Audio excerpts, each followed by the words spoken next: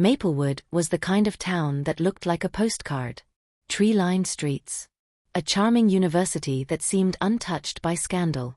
Professors sipping coffee at corner cafes, students hurrying to class, the kind of place where nothing truly dark ever happened. At least, that's what everyone thought.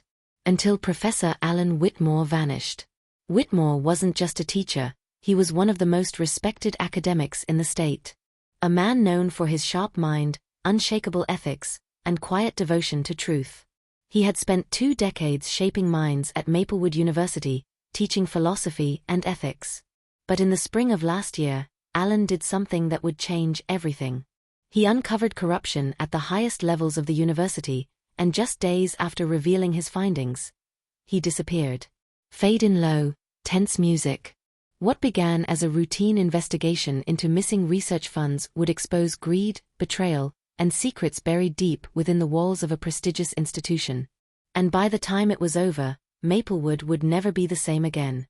Alan Whitmore had always believed in truth. Colleagues called him the conscience of the university. Students adored him, not because he was easy, but because he was honest. He lived alone in a modest brick house just 2 miles from campus. His days were predictable: morning lectures, office hours, quiet evenings at home. To his neighbors, he was polite, soft-spoken, and almost too ordinary. But behind that quiet exterior was a man who noticed everything. In January, Alan began reviewing the university's ethics committee reports, part of his role as an advisor. What he found didn't add up. Research grants totaling millions of dollars had been rerouted through consulting accounts that didn't exist on paper. At first, he thought it was a clerical issue. But when he tried to trace the funds, he hit walls. Locked files. Missing records. And people who suddenly didn't want to talk to him. Cue faint typing sounds and investigative music. He confided in a close friend, Professor Linda Myers, from the sociology department. He told me, "Linda, something's not right here. This isn't a mistake, it's a cover-up." He was shaken. I'd never seen him like that before. Alan began gathering evidence quietly: printouts, emails, memos. The deeper he dug, the more he uncovered: forged signatures, falsified grades, and a network of fake companies tied to university officials. By early March, Alan had a complete dossier.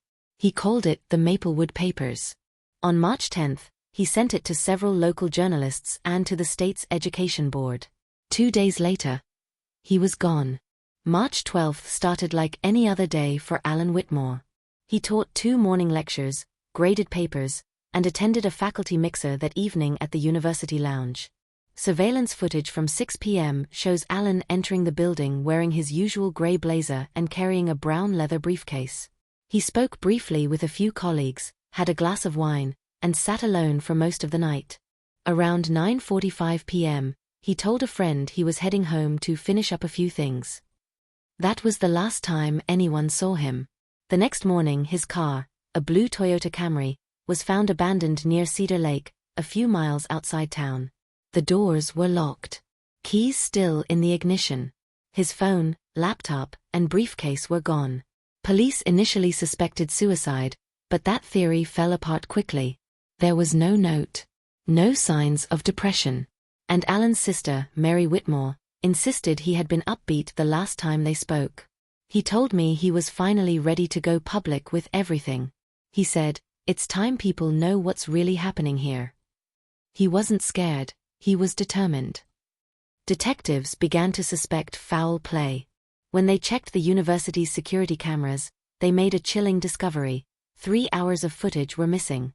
The system had been manually wiped between 9:30 p.m. and midnight, precisely when Alan vanished. This wasn't a glitch. Someone erased it on purpose. And they knew exactly what they were doing. Investigators also found that Alan's university login was accessed remotely at 11:17 p.m., after he had already left the lounge. Whoever logged in deleted several files from his research drive, including the Maplewood Papers. As the investigation deepened, 3 names began to emerge. Suspect number 1: Professor Daniel Cross. Cross had worked alongside Alan for over 15 years. The two were friendly, until Alan reported Cross for manipulating student grades in exchange for research credit. That complaint cost Cross a major grant and nearly his job. When detectives interviewed him, Cross claimed he and Alan had moved past their differences. But several witnesses recalled seeing them arguing in the hallway just a week before Alan disappeared. Professor Cross was yelling, like, red-faced angry. He said something like, "You're going to ruin everything." Alan just walked away. Cross's alibi for the night of March 12 was shaky. He claimed to have been home grading papers, but no one could verify that. Suspect number 2 * Dean Margaret Hensley. Dean Hensley had everything to lose. The financial irregularities Alan discovered pointed directly to her department. On paper, she was a brilliant administrator. Off the record, she was known as ruthless, someone who protected her image at any cost. When questioned, Hensley denied any wrongdoing. But investigators uncovered $200,000 in untraceable payments deposited into a private account under her husband's name. The timing matched perfectly with the missing funds Alan had identified. There's no question, he found her out. Still, there wasn't enough to arrest her. Suspect number 3 * Ethan Cole, Alan's graduate student. Ethan had been working under Alan's mentorship for nearly a year. His thesis was funded by a university grant, one Alan later discovered was part of the embezzled money. When Alan confronted him, Ethan panicked. If the scandal came out, his project, and his future, would be destroyed. Police discovered multiple late-night messages from Ethan to Alan in the days before he vanished. The last one read, "Please don't do this. You don't understand what they'll do to you." Ethan later told police that he meant it as a warning. But when asked who they were, he went silent. For weeks, the investigation went nowhere. Nobody. No witnesses. No definitive proof.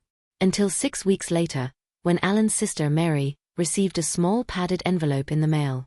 No return address. Just her name, written in Alan's handwriting. Inside was a flash drive and a note that said, "If I disappear, tell them to look closer." On the drive were encrypted files, and a video. In the video, Alan sits at his desk, the blinds drawn, his voice calm but trembling. "If you're watching this, I've probably gone too far. There's more to this than I realized. People I trusted are involved. If something happens to me, the proof is here. Don't let them silence the truth." Police decrypted the files and found detailed records linking several senior officials, including Dean Hensley, to a decade-long money laundering operation. The funds were funneled through research accounts into shell companies overseas. It was explosive. Within days, Dean Hensley resigned and disappeared. A week later, she was found dead in a motel room 2 towns over, a gunshot wound to the head. The death was ruled a suicide, but investigators noticed something odd. The gun had no fingerprints. "If you ask me, she didn't kill herself. Someone tied up a loose end." As the story gained national attention, the university's board of trustees quietly settled multiple lawsuits and replaced nearly its entire leadership team. But through all the chaos, Alan Whitmore's body was never found. To this day, no one knows what really happened to Professor Alan Whitmore. Theories range from kidnapping and murder to witness protection. Some believe he's alive, living under a new identity after realizing how deep the corruption went. Others think the people he exposed made sure he'd never be found. He used to tell us, "Truth is the most dangerous weapon." Maybe he finally proved himself right. Alan's house was eventually cleared out. Among his belongings, police found a hidden notebook with a single line written across the last page. "They're watching." It was dated the night before he vanished. 2 years later, Maplewood University reopened its ethics department, naming the new research center after him, the Whitmore Institute for Integrity. But for his family, that gesture meant little. They gave him a building, but we still don't have him. "I just want to know where my brother is." For some, Alan's disappearance is a cautionary tale. For others, it's a symbol, a reminder that truth often demands a heavy price. Soft piano music fades in. He was a man who stood against corruption, who refused to be silenced. And in doing so, He became a legend whispered about in the quiet halls of Maplewood University. In every institution built on power, there are shadows that hide behind prestige. And sometimes, the people who bring the light, like Professor Alan Whitmore, vanish into the darkness they tried to expose. Thank you for watching this episode of True Crime Legends. If you found this story compelling, make sure to like, share, and subscribe, and let us know in the comments. What do you think happened to Professor Alan Whitmore? Because sometimes, the truth doesn't disappear. It's buried. And it's up to us to dig it out.